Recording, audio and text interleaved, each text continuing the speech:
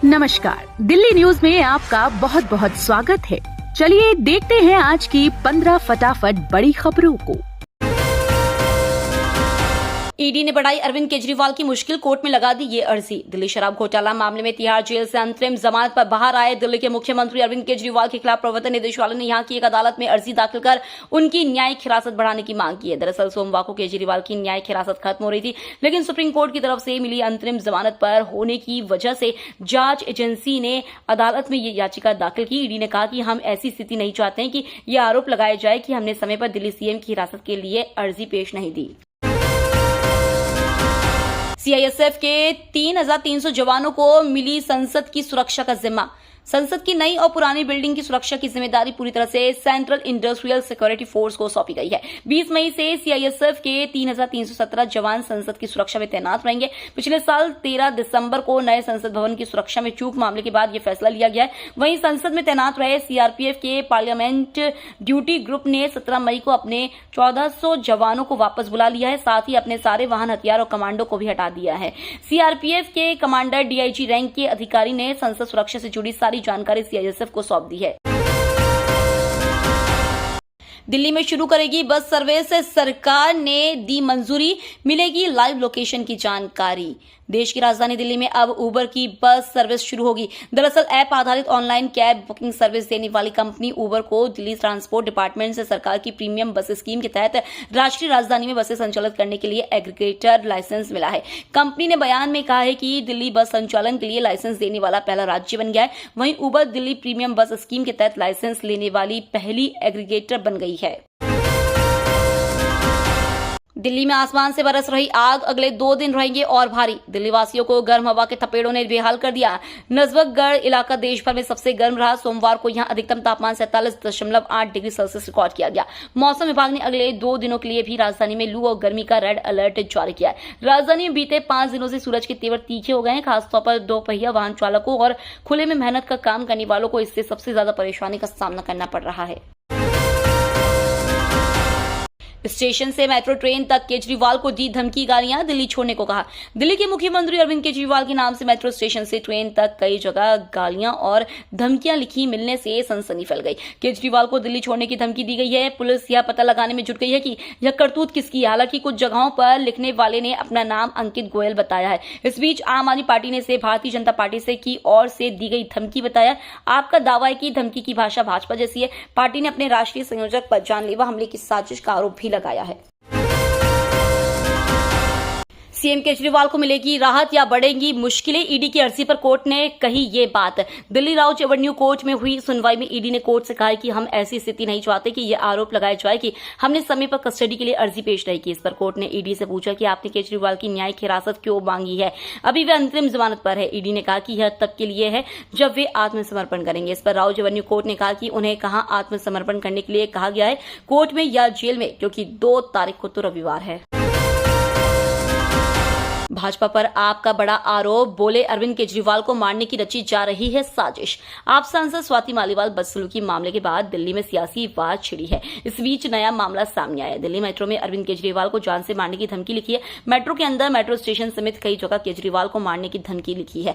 आम आदमी पार्टी ने सोशल मीडिया पर पोस्ट कर गंभीर आरोप लगाए हैं। आम आदमी पार्टी एक्स हैंडल से पोस्ट में लिखा है कि दिल्ली के मुख्यमंत्री अरविंद केजरीवाल को सरेआम जान से मारने की धमकी दी जा रही है। पीएमओ भाजपा नरेंद्र मोदी के इशारे पर राजीव चौक, पटेल नगर मेट्रो स्टेशन पर धमकी लिखी गई है। ईपीएफओ ने बदला नियम, पीएफ खाता धारक की मौत पर अब आसानी से नॉमिनी को मिलेगा पैसा। कर्मचारी भविष्य निधि संगठन के सदस्यों के लिए बड़ी खबर है। पीएफ अकाउंट होल्डर के लिए डेथ क्लेम के नियमों में बदलाव किया गया है, जिसकी जानकारी ईपीएफओ ने एक सर्कुलर जारी कर शेयर की है। नए नियम के तहत अगर किसी ईपीएफओ सदस्य की मौत हो जाती है और उसका आधार पीएफ अकाउंट से लिंक नहीं है, या फिर आधार कार्ड में दी गई जानकारियां पीएफ अकाउंट के साथ दी गई डिटेल से मैच नहीं करती है, फिर भी उस अकाउंट होल्डर के पैसों का भुगतान नॉमिनी को कर दिया जाएगा। इस बदलाव के जरिए संगठन ने डेथ क्लेम सेटलमेंट को आसान बना दिया है।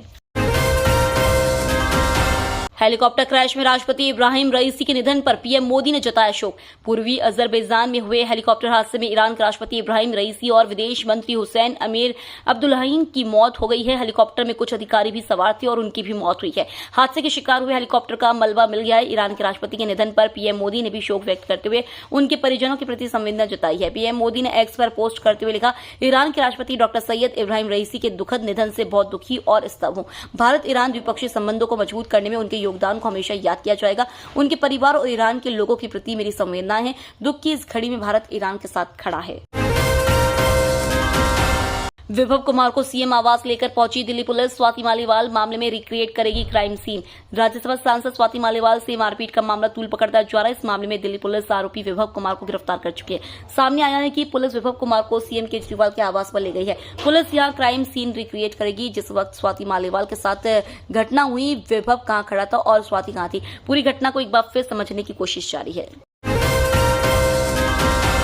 इब्राहिम रईसी के निधन पर भारत ने किया एक दिन के राजकीय शोक का ऐलान। केंद्रीय गृह मंत्रालय ने हेलीकॉप्टर दुर्घटना में मारे गए ईरान के राष्ट्रपति इब्राहिम रईसी के सम्मान में आज पूरे भारत में एक दिन के राजकीय शोक की घोषणा की है। पूरे भारत में उन सभी इमारतों पर राष्ट्रीय ध्वज आधा झुका रहेगा जहां इसे नियमित रूप से फहराया जाता है और राजकीय शोक की अवधि के दौरान मनोरंजन वाला कोई आधिकारिक कार्यक्रम नहीं होगा। ईरान के उत्तर पश्चिम स्थित पर्वतीय क्षेत्र में खराब मौसम के बीच हेलीकॉप्टर के दुर्घटनाग्रस्त हो जाने की घटना में राष्ट्रपति इब्राहिम रईसी, विदेश मंत्री और अन्य की मौत हो गई। ईरान के नए राष्ट्रपति मोखबर और विदेश मंत्री बघेरी का है खास इंडिया कनेक्शन। ईरान के राष्ट्रपति इब्राहिम रईसी और विदेश मंत्री हुसैन अमीर अब्दुल्लाहिन की हेलीकॉप्टर क्रैश में मौत के बाद इन पदों के लिए नए नामों पर फैसला हो गया है। ईरान के उपराष्ट्रपति मोहम्मद मोखबर को देश का नया अंतरिम राष्ट्रपति बनाया गया है। देश में अगले 50 दिन में देश में राष्ट्रपति पद के लिए चुनाव कराने की बात कही गई है। चुनाव तक मोहम्मद मोखबर को कार्यकारी प्रमुख नियुक्त किया गया। वहीं अमीर अब्दुल्लाहिन की जगह ईरानी की कैबिनेट ने अली बघेरी के नाम पर नई विदेश मंत्री के लिए मुहर लगाई है। इन दोनों ही नेताओं के बारे में एक खास बात यह है कि इनका भारत के साथ संबंध काफी नजदीकी रहा है।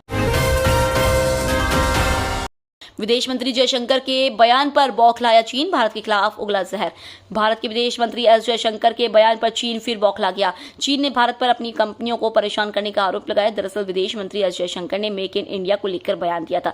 जयशंकर ने कहा था कि भारतीय कंपनियों को चीन के साथ व्यवहार करते समय राष्ट्रीय सुरक्षा के फिल्टर का उपयोग करना चाहिए। उन्होंने जोर दिया कि इसका मतलब यह है नहीं कि चीन से कुछ भी नहीं मंगाया जा सकता है, लेकिन अगर आपके पास कोई भारतीय विकल्प उपलब्ध है तो हम चाहेंगे कि आप भारतीय कंपनियों के साथ काम करें। मुझे लगता है कि यह हमारे राष्ट्रीय सुरक्षा के लिए अच्छा है। दिल्ली में शिवराज सिंह चौहान बोले, आपका मतलब अहंकारी आदमी पार्टी। मध्य प्रदेश के पूर्व मुख्यमंत्री शिवराज सिंह चौहान ने दिल्ली में आप कांग्रेस गठबंधन पर तीखा हमला किया और इसे ठगबंधन कहा। चौहान ने आप पर अहंकारी होने का भी आरोप लगाया और इसे अहंकारी आदमी पार्टी करार दिया। पूर्व सीएम ने बीजेपी उम्मीदवार मनोज तिवारी, योगेंद्र चंदोलिया और कमलजीत सहरावत के समर्थन में उत्तर पूर्वी दिल्ली, उत्तर पश्चिमी दिल्ली और पश्चिमी दिल्ली लोकसभा क्षेत्रों में विभिन्न सार्वजनिक सभाओं को संबोधित करते हुए यह टिप्पणी की। झारखंड की 16 साल की काम्या कार्तिकेयन ने एवरेस्ट को किया फतह, लहराया तिरंगा। झारखंड की 16 साल की काम्या कार्तिकेयन ने एवरेस्ट फतह करके एक कीर्तिमान स्थापित कर दिया है। टाटा स्टील फाउंडेशन की पर्वतारोही काम्या ने भारतीय समय के मुताबिक सोमवार को दिन में 12:35 पर एवरेस्ट की चोटी पर तिरंगा लहराया। इसके बाद उसने टाटा स्टील का भी झंडा फहराया। इस समिट में काम्या के पिता एस कार्तिकेयन भी शामिल थे। दोनों पिता पुत्री शाम 4:10 तक बेस कैंप 4 में लौट आए हैं। तो ये थी आज की बड़ी खबरें। डेली खबरों से अपडेट रहने के लिए चैनल को सब्सक्राइब करना बिल्कुल न भूलें। धन्यवाद।